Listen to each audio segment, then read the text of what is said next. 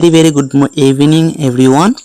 মই দীপাঙ্কৰ আৰু তোমালোকৰ মাজত লৈ আহিছো আজিৰ নিউ এটা টপিক যেটো নাম আছে আমাৰ জাতীয় আয় আৰু আনুষংগিক ধাৰণা। এই পাঠটোৰ পৰা আহিব লগিয়া যিমান কোশ্চেন আৰু এনসাৰ আছে সকলোবিলাক মই এই ভিডিঅ'ৰ মাধ্যমেৰে আলোচনা কৰিম। বলা পলম নকৰি ভিডিঅ'টো আৰম্ভ কৰি দিম। সো প্ৰথম আমাৰ অতি চমু প্ৰশ্ন আছে। এই প্ৰশ্নটোৰ আমাৰ মূল্য কিমান কৰি দিয়া আছে আমাৰ 1 নম্বৰ। তোমালোক এটো জানা, এটো আৰু ক'ব না লাগে, এ লিখাই আছে।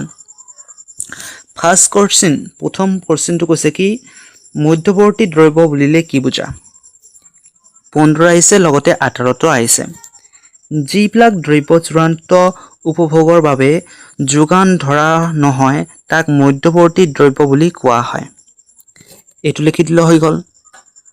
আৰু 2 নম্বৰটো তোমালোকে লিখা এটো আদাম স্মিথ হ'ব আৰু 3 নম্বৰটো তোমালোকে জানা চূড়ান্ত দ্ৰব্য কাক বোলে? কাক বোলে? সো এটা কাক বোলে লিখা। ওকে, এটো মোৰ টাইপিং মিস্টেক হৈছে যে এটা হ'ব বোলে। ওকে, ইয়াত কাক বোলে? প্ৰশ্ন কৰিছে। ওকে, বোলে।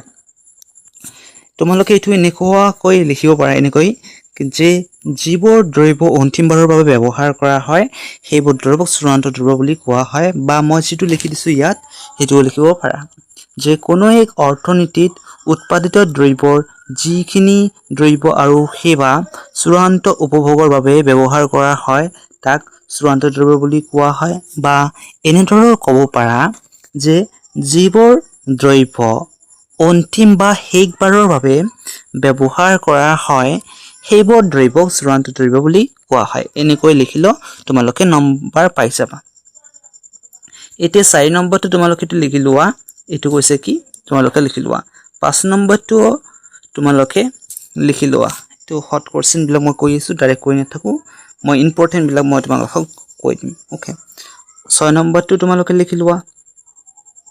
আৰু আমাৰ 7 নম্বৰটো আমাৰ 2008 আহিছে। ইয়াত আছে ব্যয়যোগ্য ব্যক্তিগত আয় কি? ব্যয়যোগ্য ব্যক্তিগত আয় কি? সো তোমালোকে জানানে ব্যয়যোগ্য ব্যক্তিগত আয় কি? ইয়াতে মই লিখিছো যে চৰকাৰক কৰ প্ৰদান কৰাৰ পিছত ব্যক্তিগত আয় যিখিনি অৱশিষ্ট থাকে, মানে চৰকাৰক যিখিনি আমাৰ কৰ আছে সেই কৰটো দিয়াৰ পিছত আমাৰ ব্যক্তিগত আয়ৰ যিখিনি আমাৰ অৱশিষ্ট থাকে এই তাকে বা সেই ব্যয়যোগ্য ব্যক্তিগত আয়ক ব্যক্তিগত আয় বোলে। তোমাৰ সেই ব্যয়যোগ্যক কি বুলি কোৱা হয়? ব্যক্তিগত আয় বুলি কোৱা হয়। তোমালোকে এটো এনেকৈ পঢ়িব পাৰা, লিখিব পাৰা। এতিয়া আমাৰ 8 নম্বৰটো কৈছে হৰণ ভগনৰ ব্যয় বা প্ৰতিস্থাপন ব্যয় বুলিলে কি বুজা? ইম্পৰ্টেন্ট বহুত হয়। এ লিখিছো কি মূলধনী সামগ্ৰীসমূহ মেৰামতিৰ ক্ষেত্ৰত হোৱা ব্যয়ক হৰণ ভগন ব্যয় বা প্ৰতিস্থাপন ব্যয় বুলি কোৱা হয়। আৰু 9 নম্বৰটো কৈছে কি? 9 নম্বৰটো কৈছে যে সৰ্বমুঠ বিনিয়োগ কি? সৰ্বমুঠ বিনিয়োগ কি? উৎপাদন প্ৰতিষ্ঠান এটিত ব্যৱহৃত মূলধনজাত সামগ্ৰীৰ পৰিমাণ হল সৰ্বমুঠ বিনিয়োগ। সো মই এটা কথা ক'বলৈ বিচাৰো যে মই তোমালোকক যেটো কোশ্চেন আনসাৰ কৈ দি আছো তাতে তোমালোকে এই ভিডিঅ'টো ৰখাই এই যিবিলাক মই তোমালোকক দি আছো কোশ্চেন আৰু উত্তৰ প্ৰশ্নৰ উত্তৰ সেইবিলাক তোমালোকে লিখি লবা। নিজৰ এখন বহি লিখি লবা। ইকনমিক্সৰ এটা নোট বনাই নোটটো লিখি লোৱা। ওকে, 10 নম্বৰটো লিখি লোৱা। প্ৰশ্নটো কৈছে কি ক্ষয়ক্ষতিৰ বনজ কি? ইয়াত লিখি দিয়া আছে। আৰু 11 নম্বৰ কৈছে সৰ্বমুঠ ঘৰুৱা উৎপাদন মানে কি? বিত্তীয় বছৰৰ এটাৰ ভিতৰত দেশখনৰ ভিতৰত উৎপাদিত সামগ্ৰীৰ মুদ্ৰাগত মূল্য যোগফলে হল সৰ্বমুঠ ঘৰুৱা উৎপাদন। আৰু আমাৰ 12 নম্বৰ কৈছে কি মূলধনী দ্ৰব্যৰ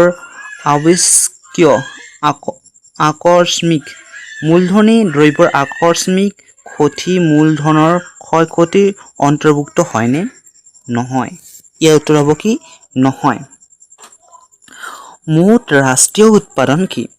ইয়াত কৈছে কি মুঠ ৰাষ্ট্ৰীয় উৎপাদন কি 13 নম্বৰ যে এখন দেশৰ এক বছৰত উৎপাদিত হোৱা সকলো দ্ৰব্য সামগ্ৰী আৰু সেৱাৰ যোগফলেই ৰাষ্ট্ৰীয় উৎপাদন ফলে হৈছে আমাৰ ৰাষ্ট্ৰীয় উৎপাদন ওকে গম পালা এইবিলাক লিখি লোৱা এতিয়া আমাৰ 14 নম্বৰটো কৈছে কি যে উৎপাদনৰ ব্যয়ত ৰাষ্ট্ৰীয় আয় বুলিলে কি বুজায় ইয়াত লিখিছো যে এখন দেশৰ উৎপাদন ক্ষেত্ৰত ব্যৱহৃত উপাদান যেনে ভূমি শ্ৰম মূলধন আৰু সংগঠনকে এক বছৰৰ ভিতৰত যি পাৰিশ্ৰমিক লাভ কৰে তাৰ মুঠ যোগফলেই উপাদান ব্যয়ত ৰাষ্ট্ৰীয় আয় বুলি কোৱা হয় ওকে তোমালোকে 15 নম্বৰটো লিখি লোৱা আৰু 16 নম্বৰটোত এটো লিখি লোৱা 16 নম্বৰটো কৈছে কাৰ মাজত এটা ব্যৱসায়িক প্ৰতিষ্ঠানৰ সংযোজিত মূল্য বিতৰণ কৰা হয় ভূমি শ্ৰম মূলধন আৰু উদ্যোগীৰ মাজত ব্যৱসায় প্ৰতিষ্ঠানৰ সংযোজিত মূল্য বিতৰণ কৰা হয় এই ক্ষেত্ৰত মূল্য সংযোজনে প্ৰতিষ্ঠানখনৰ প্ৰতিটো ভাগকে এক সক্ৰিয় ভূমিকা গ্ৰহণ কৰে 17 নম্বৰটো কৈছে কি ৰাষ্ট্ৰীয় আয় গণনা কৰাৰ সময়ত সংযোজিত মূল্য কিয় গণনা কৰা প্ৰয়োজন জাতীয় আয় হ'ল ৰাষ্ট্ৰীয় আয় বা জাতীয় আয় হ'ল এটা নিৰ্দিষ্ট বছৰত উৎপাদিত দ্ৰব্য আৰু সেৱাৰ কাৰ্যৰ মূল সমষ্টি আকৌ দেশ এখনৰ এটা বছৰত সকলো উৎপাদন প্ৰতিষ্ঠানৰ মূল্য সংযোজন সমষ্টিক মুঠ ঘৰুৱা উৎপাদন বুলি কোৱা হয় গতিকে জাতীয় আয় নিৰ্ণয় কৰোঁতে মুঠ ঘৰুৱা উৎপাদন হিচাপ লোৱাৰ বাবে সংযোজিত মূল্য গণনা কৰা হয় এইবিলাক লিখি ললা এতিয়া আমাৰ 18 নম্বৰটো কৈছে কি খালি টাইম পূৰণ কৰিব কৈছে কি 1 নম্বৰ মানে ক নম্বৰটো কৈছে যে এটা বছৰত এটা অৰ্থনীতিৰ চূড়ান্ত দ্ৰব্যৰ মুঠ উৎপাদন উপভোগ বা ডেছ ৰূপত হ'ব পাৰে এটা আছে বিনিয়োগ তাৰপিছত আমাৰ খ নম্বৰটো কৈছে কি অৱক্ষয় হ'ল স্থায়ী মূলধন উপভোগ বহুত ইম্পৰ্টেণ্ট হয় মই যিবিলাক দি আছো আৰু এইবিলাক পঢ়িলে তোমালোকে ইকনমিক্সত 100 ৰেটত 100 পাব পাৰিবা মই যিবিলাক তোমালোকক দি থাকিম ওকে মই চেপ্টাৰ ওয়াইজ মানে প্ৰতিটো চেপ্টাৰৰ পৰা আৰম্ভ কৰিছো সকলোবিলাক চেপ্টাৰ শেষ কৰি দিম 10-12 দিনৰ ভিতৰত তাৰপিছত তোমালোকে ইয়াৰ পৰা পঢ়িলে যথেষ্ট ক্ষয়ক্ষতিক স্থিৰ ডেছ মূলধনৰ বুলি কোৱা হয় সো ইয়াৰ এনসাৰ কি হ'ব ইয়াৰ এনসাৰ হ'ব উপভোগ আৰু ঘ নম্বৰটো কৈছে যে মুঠ জাতীয় উৎপাদন is equal to মুঠ ঘৰুৱা উৎপাদন প্লাস কি হ'ব আমাৰ ইয়াত উপাদানৰ বিদেশৰ পৰা হোৱা নিগুটি আয় ওকে ইং নম্বৰটো কৈছে কি শুদ্ধ জাতীয় উৎপাদন সমান মুঠ জাতীয় উৎপাদন কি হ'ব ইয়াত মূলধনৰ ক্ষয়ক্ষতি এতিয়া 19 নম্বৰটো কৈছে শুদ্ধ নে অশুদ্ধ এটো লিখিব কৈছে সো তোমালোকে কি কৰা তোমালোকে লিখি লোৱা মই ওপৰ কৰি দি আছো তোমালোকে নিজে ভিডিঅটো ৰখাই লিখি লোৱা এই দুটা আগতে লিখি লোৱা এই তিনিটা আগতে লিখি লোৱা লিখিলা এতিয়া আমাৰ 20 নম্বৰ কোৱেশ্চনটো কৈছে কি অৱস্থাত এখন দেশৰ জিডিপি জিএনপিৰ সমান হ'ব পাৰে 19টো আহিছে এটো যে এখন দেশৰ জিডিপি জিএনপি সমান হয় যেতিয়া দেশৰ পৰা পোৱা উপাদানৰ নিগুট আয় শূন্য হয় যেতিয়া আমাৰ দেশৰ নিগুট আয় আছে এটো যেতিয়া আমাৰ শূন্য হ'ব তেতিয়া আমাৰ জিডিপি জিএনপি সমান হয় ওকে আয়ৰ চক্ৰীয় প্ৰবাহ উদ্ভৱ হোৱা যিকোনো দুটা সৰুঙা বিষয়ে উল্লেখ কৰা 1922 ইয়াতে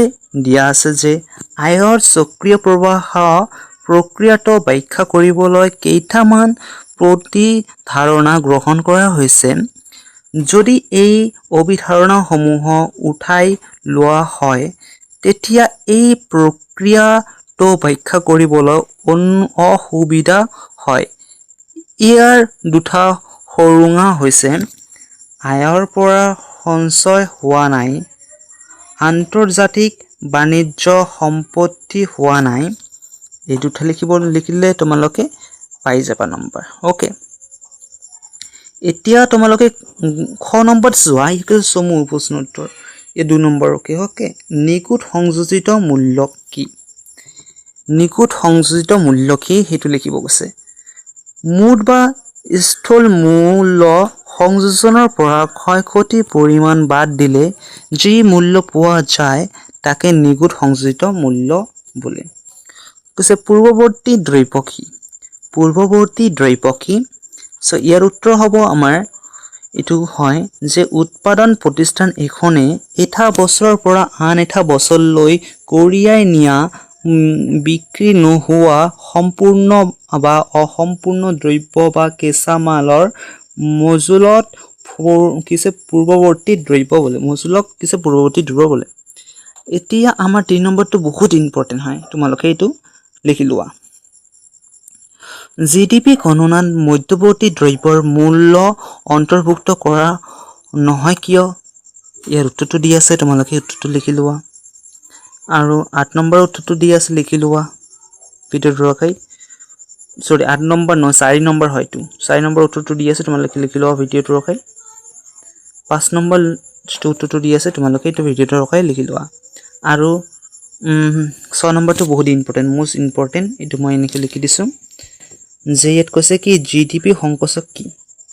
সাধাৰণ আৰু প্ৰকৃত জিডিপিৰ অনুপাতকেই জিডিপি সংকোচক বোলে। গতিকে জিডিপি সংকোচক is equal to GDP by GDP, য'ত জিডিপি হৈছে আৰ্থিক জিডিপি আৰু স্মল লেটাৰ যিটো জিডিপি আছে সেইটো হৈছে প্ৰকৃতিক জিডিপি।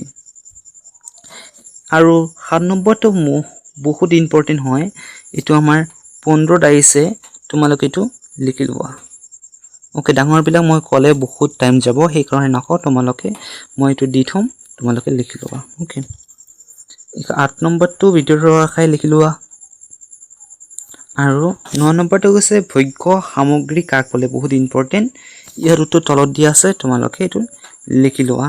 ইয়াৰ উত্তৰটো দিছে কি যিবোৰ সামগ্ৰী আৰু সেৱা কাৰ্য এবাৰ ব্যৱহাৰ কৰাৰ পিছত পুনৰবাৰ সেইখিনি দ্ৰব্য আৰু সেৱা কাৰ্য ব্যৱহাৰ কৰিব নোৱাৰি সেইবোৰ সামগ্ৰীকে উপভোগ্য সামগ্ৰী বুলি কোৱা হয়। আৰু 10 নম্বৰটো কৈছে কি স্বতন্ত্ৰ ভোগ ব্যয় মানে কি? স্বতন্ত্ৰ ভোগ ব্যয় মানে কি? ইয়াৰ উত্তৰটো হৈছে ভোক্তা এজনে তেওঁৰ হাতত ব্যক্তিগত ব্যয়যোগ্য আয় নথকা অৱস্থাতো জীৱন নিৰ্বাহৰ বাবে প্ৰয়োজনীয় কিছুমান অত্যাৱশ্যকীয় সেৱা সামগ্ৰী ভোগ কৰিবৰ বাবে খৰচ কৰিব লগা হয়। এনে ভোগত কৰা খৰচেই স্বতন্ত্ৰ ভোগ বোলে। আৰু 11 নম্বৰটো কৈছে কি যে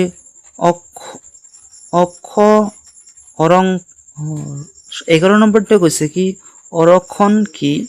15টা আহিছে বা এনেকৈ এটা প্ৰশ্ন আহিব পাৰে যিটো বহুত ইম্পৰ্টেণ্ট হয় যে ৰাষ্ট্ৰীয় আয় গণনাৰ প্ৰসংগত অৱক্ষয়ৰ ধাৰণাটো ব্যাখ্যা কৰা। এইটো 15টো আহিছে, আমাৰ 17টো আহিছে, তোমালোকে এইটো লিখি লোৱা। আৰু 12 নম্বৰটো দিছে কি বিনিয়োগ সামগ্ৰীৰ সংখ্যা দিয়া, 8ত আহিছে, এইটো বহুত ইম্পৰ্টেণ্ট হয়, তোমালোকে এইটো লিখি লোৱা। ইয়াত লিখা আছে কি উত্তৰটো যিবিলাক চূড়ান্ত দ্ৰব্য উৎপাদন প্ৰক্ৰিয়াত ব্যৱহাৰ কৰি অন্য দ্ৰব্য উৎপাদন কৰিব পৰা যায় তেনে দ্ৰব্যক বিনিয়োগ সামগ্ৰী বা মূলধনী সামগ্ৰী বুলি কোৱা হয়। আৰু এইটো বহুত ইম্পৰ্টেণ্ট হয়, জাতীয় আয় কি?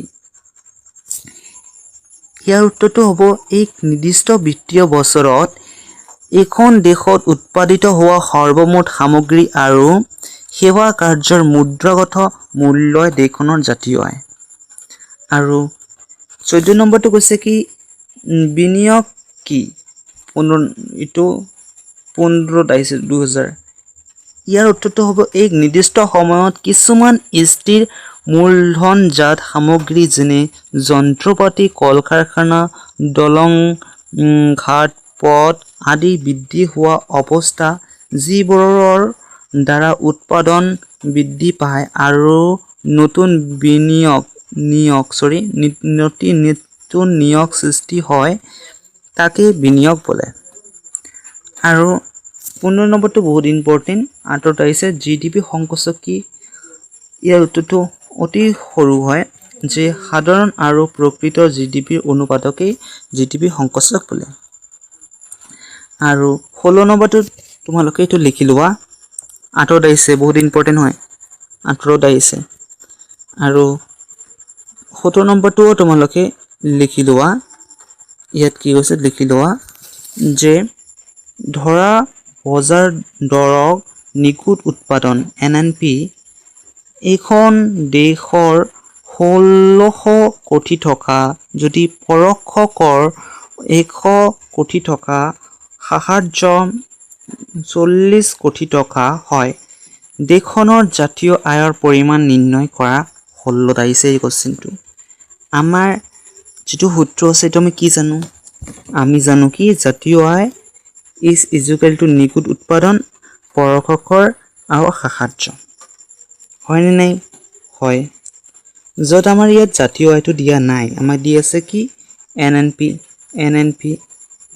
কি দি আছে আমাৰ 1600 আমাৰ যেটো নিখুঁত উৎপাদন আছে তে 1600 ইয়াত লিখি দিছো তাৰ পিছত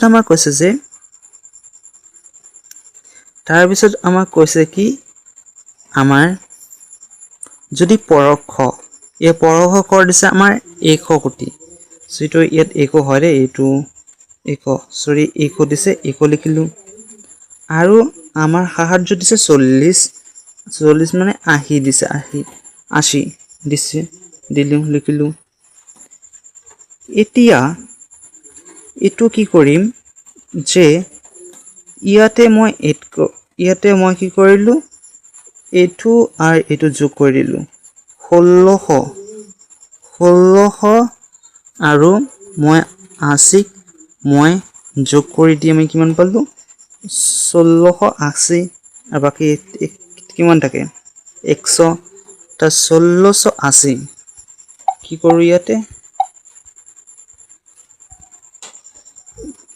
সৰি মুছাই দিও তো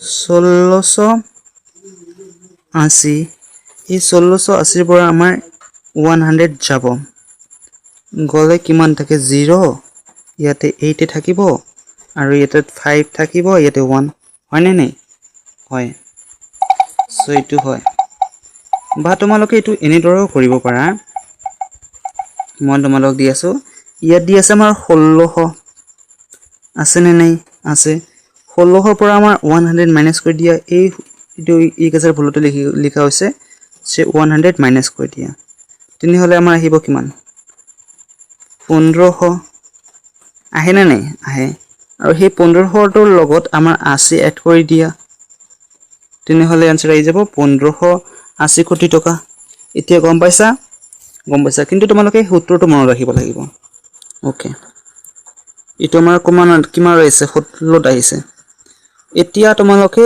18 নম্বৰ কোশ্চেনটো লিখি লোৱা যে জাতীয় আয় গণনাৰ প্ৰসংগত দ্বৈত গণনাৰ কিছু সমস্যা বুলিলে কি বুজা 16 আহিছে ভুল লং হয় সেই কাৰণে মই এইটো এনে দিছো উত্তৰটো হয় তোমালোকে স্ক্ৰিনশ্বট মাৰি লব পাৰা বা ভিডিওটো ৰখাই লিখি লব পাৰা ওকে লিখিলা ভিডিওটো ৰখা ওকে মই ভাবিছো তোমালোকে ভিডিওটো ৰখাই লিখি লৈছা এতিয়া আমাৰ গ নম্বৰটো কৈছে গ নম্বৰ এটো হয় মজলীয়া উত্তৰ ওকে এটো 4 নম্বৰ কোশ্চেনৰ উত্তৰ প্ৰশ্ন এটা মূল্য হ'ব 4 নম্বৰ তালে কিমান ডাঙৰ হ'ব পাৰে তোমালোকে গম পাব পাৰা সে মূল্য সংযোজন আৰু নিকুত মূল্য সংযোজন ধাৰণা ব্যাখ্যা কৰা উত্তৰ দি আছে তোমালোকে উত্তৰটো লিখি লোৱা ভিডিওটো ৰখাই এটো 2 নম্বৰ আছে উৎপাদন মূল্যত শুদ্ধ ৰাষ্ট্ৰীয় উৎপাদন কি ভিডিওটো ৰখাই উত্তৰ লিখি লোৱা ওকে লিখিলা এইটো 3 নম্বৰটো একিদৰে একি কাম কৰা ভিডিওটো ৰখাই লিখি লোৱা ওকে লিখিলা ওকে 4 নম্বৰটো কি কৈছে যে মুঠ ঘৰুৱা উৎপাদনৰ পৰা কেনেদৰে মুঠ জাতীয় উৎপাদন পাব পাৰি এইটো তোমালোকে লিখি লোৱা লিখিলা 5 নম্বৰটো তোমালোকে লিখিবলৈ চেষ্টা কৰি থাকা 15ত আহিছে তো এইটো 5 নম্বৰটো লিখিলা মই ভাবিছো এতিয়া আমাৰ 6 নম্বৰটো কৈছে জাতীয় আয় প্ৰসংগত মজুদ আৰু প্ৰবাহৰ পাৰ্থক্য লিখা এইটো তোমালোকে লিখি লোৱা ভিডিওটো ৰখাই লিখিলা এইটো 7 নম্বৰটো লিখিবলৈ যত্ন কৰা 7 নম্বৰটো মই ভাবিলো তোমালোকে লিখি লৈছা এতিয়া 8 নম্বৰটো লিখিবলৈ যত্ন কৰা 8 নম্বৰটো তোমালোকে লিখিছা আৰু 8 নম্বৰটো বহুত ইম্পৰ্টেন্ট হয় এইটো কেতিয়াও এৰি থৈ নাযাবা 15ত আহিছে আৰু লগতে 8টো আহিছে আৰু এইবাৰো আহিছে লিখিছা এতিয়া আমাৰ 8 নম্বৰটো লিখিলা ওকে খ নম্বৰটো হৈছে আমাৰ 6 নম্বৰী প্ৰশ্ন উত্তৰ তেনেহলে ডাঙৰ দীঘল হ'ব যে ইয়াৰ প্ৰশ্নটো তোমালোকে লিখি লোৱা উৎপাদনৰ উপাদান চাৰিটাৰ নাম লিখা বৈশিষ্ট্য আলোচনা কৰা ইয়াৰ বৈশিষ্ট্য মই আলোচনা কৰিব কৈছে সো লিখিলা নামবিলাক একেটা লিখি লোৱা ভিডিও ৰখাই লিখি লোৱা ওকে লিখিলা ওকে লিখিলা ওকে তাৰ পিছতে ইয়াতে লিখি লোৱা 2 নম্বৰটো যে এখন সৰল অৰ্থনীতি পৰিয়াল আৰু উদ্যোগ প্ৰতিষ্ঠানৰ ক্ষেত্ৰত আয়ৰ চক্ৰবহ প্ৰবাহ ধাৰণাটো ব্যাখ্যা কৰা সো এইটো তোমালোকে লিখি লোৱা ভিডিও ৰখাই লিখিছা এতিয়া এই পইণ্ট বিলাক লিখি লোৱা লিখিছা ওকে আকৌ আৰু নাই কোশ্চেন উত্তৰ আৰু নাই আজি এইখিনিয়ে যদি তোমালোকৰ ভিডিওটো ভাল লাগি থাকে আৰু তোমালোকৰ বাবে এটা হেল্পফুল হৈ থাকে ভিডিওটো তেনেহলে আমাৰ চেনেলটো সাবস্ক্ৰাইব কৰি লবা এনে ধৰণৰ ভিডিও পাবলৈ আৰু আমাৰ পাখত থকা বেল আইকনটো ক্লিক কৰি লবা আৰু তোমালোকৰ বন্ধু বান্ধৱীসকলক এই ভিডিওটো শেয়াৰ কৰি দিবা যাতে তেওঁলোকে এনেকুৱা প্ৰশ্ন উত্তৰ লাভ কৰিব পাৰে সেই কাৰণে তোমালোকে ভালে দেখা সুস্থ থকা নেক্সট ভিডিও তোমালোকৰ লগত দেখা হ'ব কিন্তু এটা সুখবৰ দিবলৈ তোমালোকক ক'ব বিচাৰো এটা সুখবৰ যে আমাৰ জ্ঞানকোষ ব্ৰিজ যেটো আমাৰ এই প্ল্যাটফৰ্মটো আছে এই প্ল্যাটফৰ্মটো তোমালোকৰ অলৰেডি ইংৰাজীত যেটো আমাৰ ইংৰাজীত শৰ্ট কোশ্চেন 1 নম্বৰ কোশ্চেন আছে সেই 1 নম্বৰ কোশ্চেন সকলো পাঠৰ 1 নম্বৰ যিমানে ইম্পৰ্টেন্ট most ইম্পৰ্টেন্ট এই সকলোবিলাক এটা ভিডিওতে তোমালোকক আলোচনা কৰা হৈছে আৰু তাৰ পৰা তোমালোকে সেই ৭২টা কোশ্চেন তোমালোকে কভাৰ কৰিব পাৰিলে তোমালোকে 99% কমন পাৰিবা 5 নম্বৰ 5টা আহে 5 নম্বৰ কমন পাবাই মানে পাবা মই গ্যাৰান্টি দিছো যে নপোৱা তেনেহলে পৰীক্ষাৰ দিন আহিম যেটো পাবা হেতু কালি দিবা মোক আহিম কমেন্টত ওকে পালে সাবস্ক্ৰাইবটো ঘৰি লবা দুগৰে ইমান গ্যাৰান্টি দিছো তোমালোকে ৰাকেশ স্যাৰে তোমালোকক ভালদৰে বুজাই দিছে তোমালোকে তাৰ পৰা চাব পাৰিবা মই ডেসক্ৰিপচনৰ লিংক দি দিম তোমালোকে চাব পাৰিবা এই ভিডিওটো এটো চালে তোমালোকে ইংৰাজী কভাৰ হৈ যাব 1 নম্বৰ কোশ্চেন ওকে আৰু নেক্সট ভিডিওত ইংৰাজী ৰাকেশ স্যাৰে এটা নতুন লৈ আহিব যে লং কোশ্চেন বিলাক তোমালোকে হেতুও চাই লবা ৰাকেশ স্যাৰে ওকে মই তোমালোকক পাৰ্ট চেপ্টাৰ ওয়াইজ বুজাই যাম ইকোনমিক্স আৰু ইংলিশ আৰু লগতে বাকি যেটো অসমীয়া চেপ্টাৰ আছে আৰু তোমালোকৰ পলিটিক্যাল সায়েন্স আছে সেইবিলাকত তোমালোকৰ চিন্তা কৰাৰ কোনো প্ৰয়োজন নাই আমাৰ এই জ্ঞানকোষ ব্ৰিজে তোমালোকক ফ্ৰী নোট প্ৰভাইড কৰি দিব আৰু তোমালোকক অতি সহজে তোমালোকক নোট দি থাকিব আমাৰ এটা গ্ৰুপ খুলিছো জ্ঞানকোষ ব্ৰিজ নামৰ সেই গ্ৰুপটো তোমালোকে জয়েন হৈ লবা তাতে সেই নোটবিলাক পাই যাবা পিডিএফ বিলাক তাতে পাই যাবা ধন্যবাদ